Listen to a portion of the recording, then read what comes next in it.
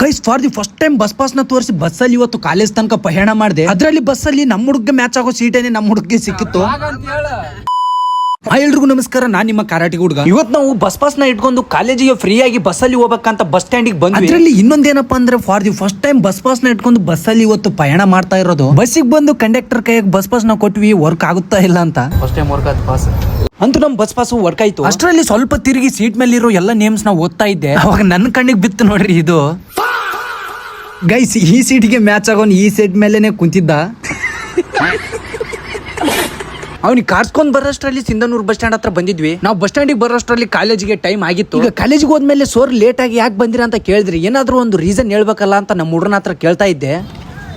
Late ಆಗಿ ಬಂದಿಲ್ಲಪ್ಪ, ನಾವು ಕಾಲೇಜಿಗೆ ಬಂದು ಸೋರಿಗೆ ಅದನ್ನೇ ರೀಸನ್ ಹೇಳಿ ಹೆಂಗೋ ಪಾರ್ ಆದ್ವಿ. ಬಂದು 3 ಪೀಡ್ ಕುಂತ್ಕೊಂಡ್ ಕೇಳಿದ್ವಿ. ಆಮೇಲೆ ಲಾಸ್ಟ್ನೇ ಪೀಡ್ ಮನಿಗೆ ಹೋಗ್ಬೇಕಂತ ಅನ್ಕೊಂಡಿದ್ವಿ. ಅಷ್ಟರಲ್ಲಿ ಎಂಟ್ರಿ ಕೊಟ್ರು ನಮ್ ಸೋರು.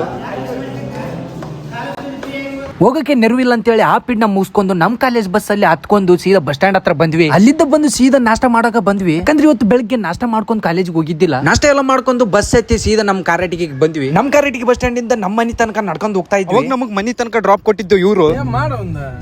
ಎಲ್ಲೋ ನೋಡ್ದಂಗದಲ್ಲ ನಮ್ಮೂರ ಮದ್ರ ಮೊರಂ ಹಬ್ಬ